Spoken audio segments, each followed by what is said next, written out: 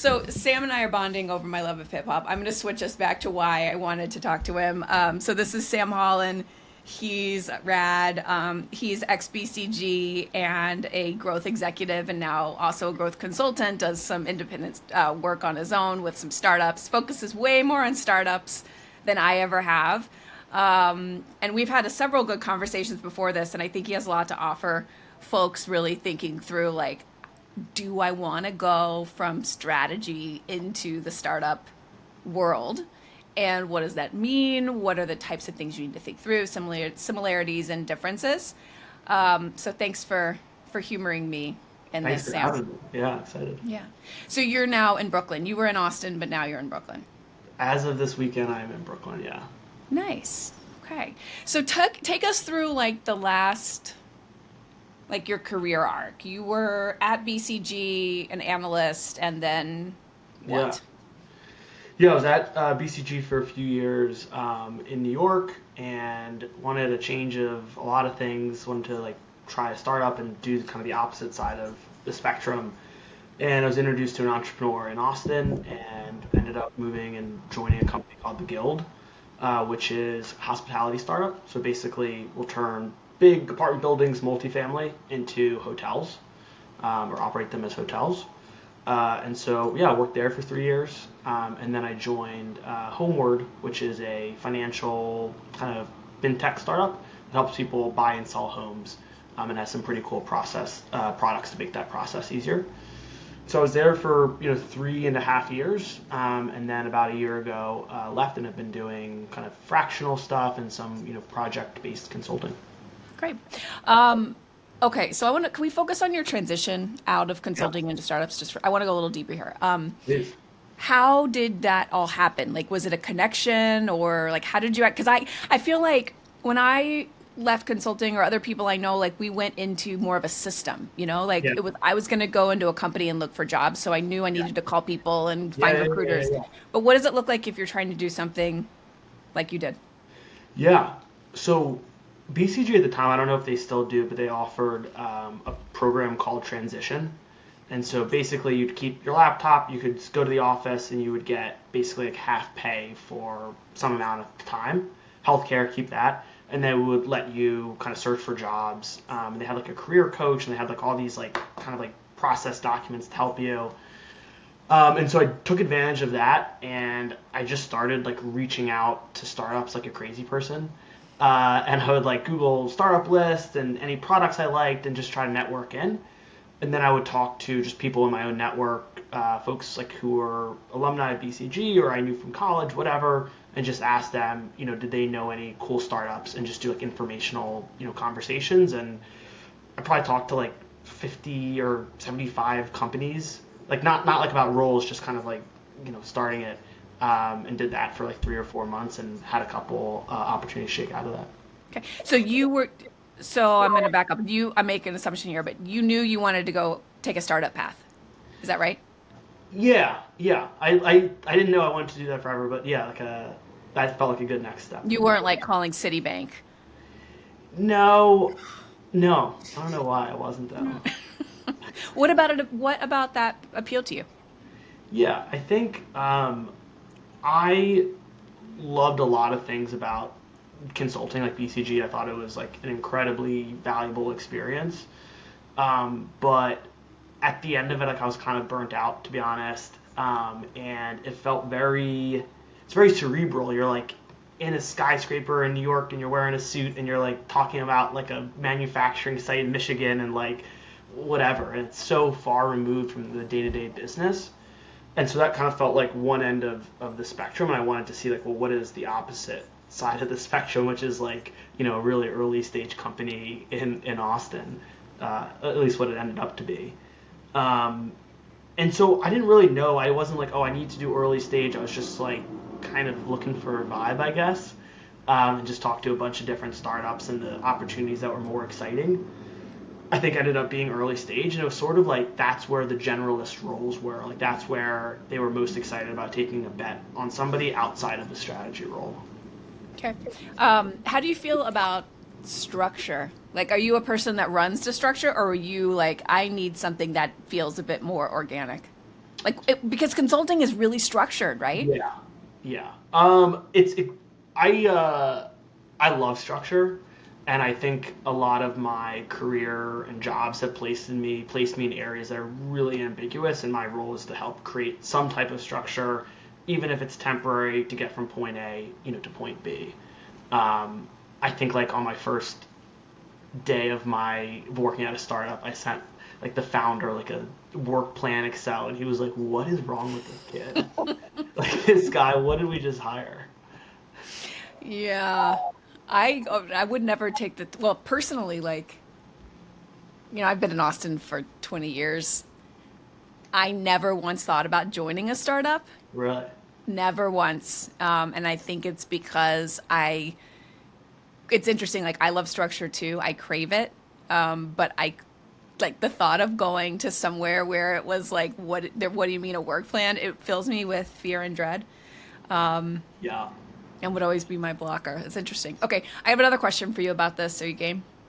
Yeah, I think well, just like on the structure thing, I think it also probably changes at different points in your career, and I think like really early on, you're just looking for experience, and you're Yeah, that's willing to true. take risks, and like no one else is giving a 24-year-old that much like authority and like room to operate. You know what I mean? And so if you're willing to say maybe the company doesn't exist in a couple of years, or I'll bet on my ability to choose something that seems good enough, I think in return you get a lot of opportunities that you wouldn't get. It's like a Yeah. little bit maybe Yeah. meritocracy.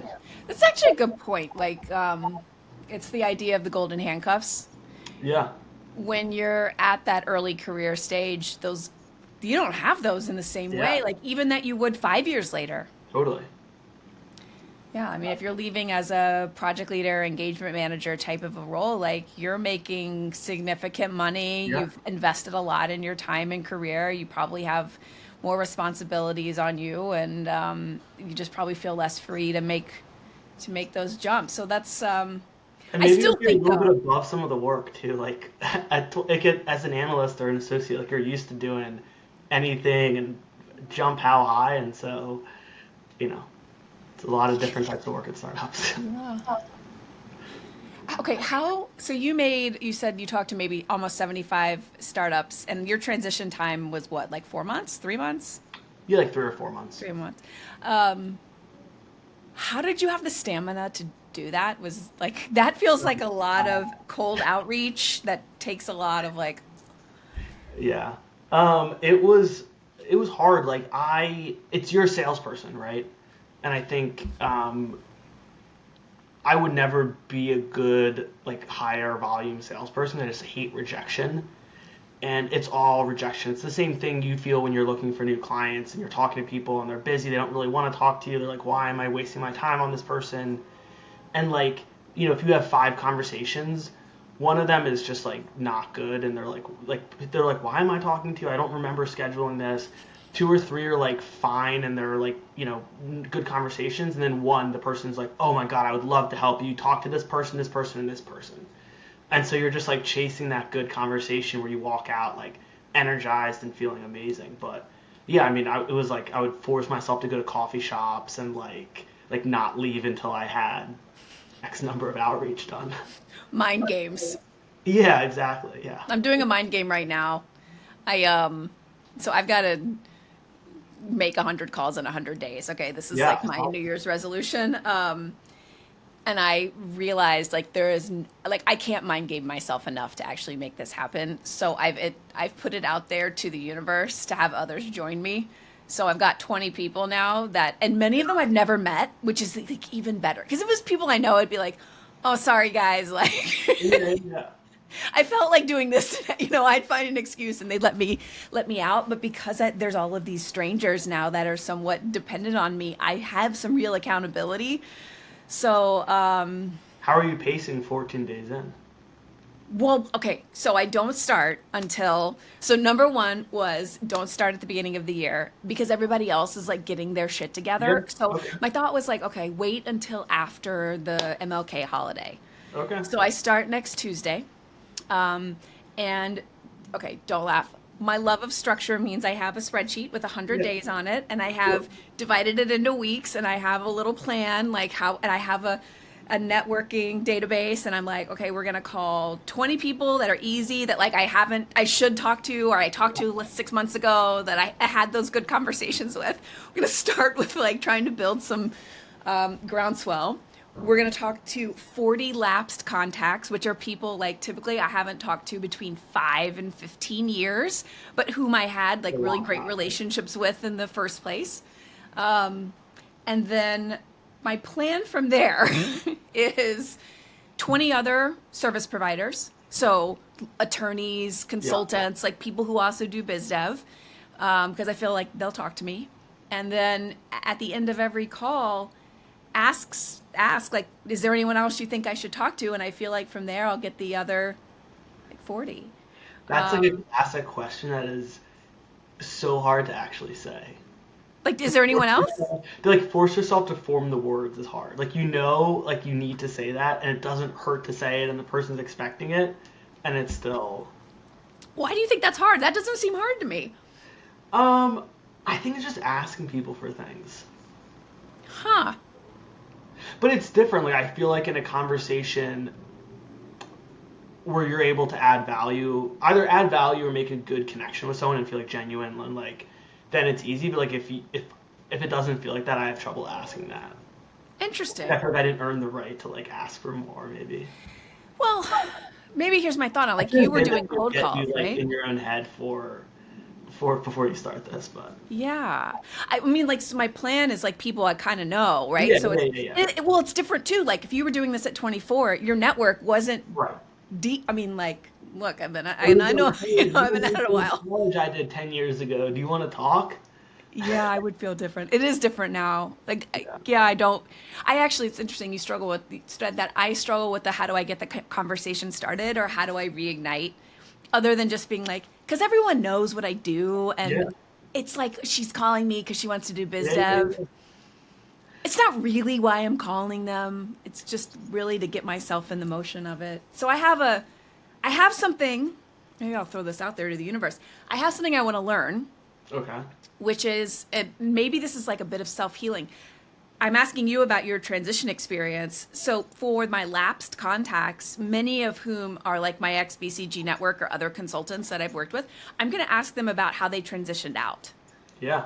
Because I don't think I did. I did it really poorly. What did you do? Oh, God. Um, so I was a PL. I had like gotten the promotion. I did everything. I basically like, It's big. worked myself to death. And I snuck out in the cover of night. I haven't told you this story. No. Oh God, I probably never. Okay, well here it is to the universe. So I had a friend at the time. Let's just say a friend in the office Okay. who was bigger and stronger than I was. Who Yeah. helped me move all my stuff like out of my office into my car, and then I went home and like packed. I had this little BMW. I packed it full of like everything I needed to live, and I just drove south.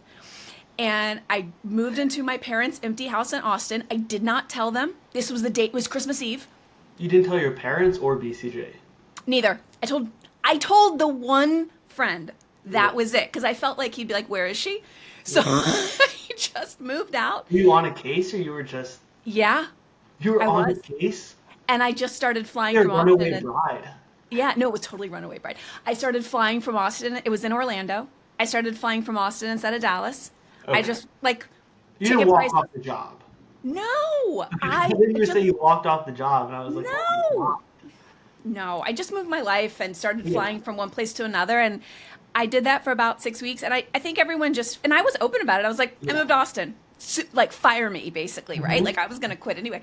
And I think they just figured, like, maybe she had, like, met someone or had a boyfriend or Yeah. something, like, in Austin. And I was looking for a job. And and here's my regret. When I got a job, I called the head of the office. Well, I mean, I made an appointment, and I was like, Yeah, "Hello, you Tom. Maybe you've never met me. I'm Lauren." Like Oliver Twist kind of thing. And it was like, "I'm leaving." He's like, "I don't care. Like, who are you? Goodbye." But I didn't take the transition. I didn't take the money, People and don't that do it. Why didn't I do that? I took 1 week off and I started a job at Dell. And I left at the time my transition money was going to be $30,000 or something. And I was just like, I was almost like too proud to take it, or I wanted to be too honest about it. I And what I think should have people, I think done, it's like risk aversion. I should have just taken the money. I'm like, imagine if I had taken that and just put it in an index fund 15 years ago. Like, what? Like, Yeah. anyway, it's not like it was that big of a deal. But yeah, I feel like I should have taken, my regret is one, the money, but two, like, I didn't take the time to do what you did and like have all of those conversations. I I think feel like I it's would have learned something. Yeah, I think it's hard. I think that's part of the reason I took transition is like I knew the companies that had real recruiting timelines that were posted jobs and everything were just going to be larger ones. And I like don't think that you can really job search while you have a job, like a full-time No, job. it's hard. And I actually have never done that. Like I've always been either fortunate and took transition or have been on the unfortunate side and been given some time. But yeah, I think it's a good opportunity to just sit back and reflect, and it's rare. Yeah. All right, so let's turn this back to you. This is about you. Um, Growth. So you go into growth roles. What is a growth role? Yeah, it's such a good question. I think that I think growth can generally mean two things. One is like there's growth marketing, and it's like a relatively like technical-ish role, and you're thinking about all the different marketing channels and how you put spend against them and how you prioritize them. I think the second bucket of growth typey roles is just sort of it's kind of a catch-all for like strategy and operations roles that are on the growth side of the business, like the revenue side. And so like a lot of times growth will have like revenue operations in it. It could have growth ops. It could have strategy, like planning, like some types of product development. So it's still just like a kind of a catch-all term. Yeah. And so what are you in these roles? Were you like basically like the operations center that was sorting out just how to make things happen as they were happening? Or were you more like, okay, I'm responsible for finding the ways in which we should grow? Um, I think a little bit of both. I think at a lot of early and growth stage companies, either the market's changing really quickly, their products are changing, and so it's not like they kind of lack a repeatable growth engine. That's what every startup wants. They want to know, the investors want to know if I put in, a coin into the coin machine, what comes out the other side, and that's really hard for any company, but particularly early stage ones. And so I think growth really sits at the center of that, of figuring out like how do we do that. And so a lot of it is like standing up, new channels. It's supporting the sales team, and I think it comes from the fact that like the functional leaders are really focused on like fixing their stuff and like running the business. And it's hard to say to like a sales leader and say, hey, I need you to go figure out how we should work with marketing or what new products we need to have, or like should we enter new markets, or what's the framework to enter new markets, because they're focused on the sales team. And so I've generally seen it be like a very cross-functional role as well. Yeah. So how did you approach it? If you're like going back to the need to bring structure to it, you're coming into a really flowing organization, Yeah. and you're being charged with really finding the most important kind of fulcrum points or inflection points that are going to drive the success of the business. Like, how do you approach that? Yeah, I mean it's like a consulting case, right? Yeah. I think you look at what's happening in the business today, like where are they getting their revenue from? What are the opportunities to grow the current channels? How do you optimize them? How do you like reduce CAC in those current channels? And then what are all the avenues to growth? And those could be like new products, new geographic areas, or new channels. And you look at like what are the best companies doing? What are like analogous industries doing? Are there partnership opportunities? And like, at almost every company, there's like some stack ranked list of growth channels, and like, you're talking those through every quarter or so and figuring out what makes sense, and like, what do you want to take a run at, and what do you want to try, and see if it works. Try and see if it works. It's really different than a big organization, right? Like with a lot of our clients, we're not trying things to see if they work, right? It's like you have to be pretty sure that something's going to work, and there are no real small investments because nobody wastes time on, Yeah. like small bets. But in a startup, you have the flexibility to do that. What's the so in that role and you're interacting with, your functional leads, what's the people part of this like? Like, is it, yeah, okay, great. What's it like? Uh, I think I would say like in my experience, 90% of the time it's great. And it's great if like the CEO sets the right expectations and you have the right relationships, going into that. And, it's like a little bit like consulting, right? There's like a mutual respect element of like, you respect if you're working with operations or finance or sales, like they have skills that I don't have and my team doesn't have, and they have expertise and they have insight from the customer and they have so much context. And I think that, they have respect for what you're bringing to the table, which is a little bit of an outsider perspective, a lot of structures and frameworks and fun stuff. And so, you know, in those situations it works really well, and then occasionally, there's some friction. But I think like going back to the transition from consulting to working in businesses, like I think that's the biggest gap that I felt was that you don't have those skills in the same way working in consulting. You're also just young. I mean, I was young, right? But like the idea of like you need to like go out to lunch with someone who's maybe suspicious of what you're doing or doesn't really get your role or whatever, and you need to like get them on board. Um, that's really new. I think an important skill How, set. so how do you do that? Um, I was just like, I had really good mentors, and I would ask them like, how do you do that? And they would say, you build rapport and you understand their perspective and you seek to understand and not, be bossy or anything like that. And I read like The Hard Things About Hard Things, and I read How to Win Friends and Influence People. And I read all these books, and like that just became like my project, like in a very nerdy way of like how do you it's just about effectiveness, right? How do you be effective in a business? Yeah. Had you ever had any casework that was really people centric like that, or were you primarily, I mean, like you were in the New York office as an analyst, like Yeah. you had any experiences that had prepared you for that? Yeah, for sure. I think like, you know, as an analyst, like you approach every conversation like not knowing things, right? And you're talking to someone and they're like up here and you're like somewhere down here. And so you're good at speaking in a way that's really like deferential and that puts people at ease and like that kind of stuff. And so I think that's a little bit, similar. Um, but it's, you need to like learn how to speak like a normal human. I don't know if this conversation is the best example, but you need to like speak in ways that people understand and that people feel is real, because that's really important. So I think there's like an outlook and a like beginner's mindset and a respect that you learn in consulting that can make you really effective, but you need to also like unlearn a lot of things too. Yeah. Okay, so you've done this type of a growth role as in-house, as a member of LT within startups. Now you're doing it as an independent consultant. Um, is it different when you're not like a part of that inner team, or is it even easier in some ways because you truly are like, or are you embedding so deeply that it doesn't matter? Yeah, I think it's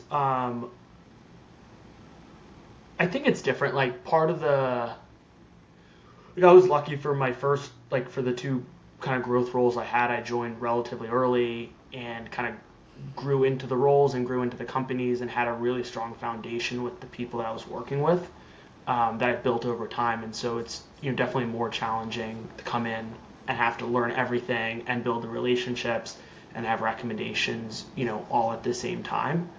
Um, I've been lucky to work with some people that I've worked with in the past, and that kind of gives you a really strong foundation. Um, but it's different. You just don't have like the full context, and in some ways that's helpful, and in some ways you're kind of missing that. Yeah. I think it just takes longer to get used to it. You know what I mean? Like you'll be working with someone for 4 or 5 months, and you're like, okay, cool. I feel like I got my feet under me and everything. Yeah. I mean, I don't know. I've had experiences where it's really good to be the outsider because you can say things and point things out in ways that where the politics of the situation you can be a bit like Yeah. provocative on it, if done so diplomatically. And then I've been in situations too where it's like, well, you just like, yeah, you just like never get the full picture. I don't know. It's hard to like, not that I want to say I want to ever go back to 5 days on a client site.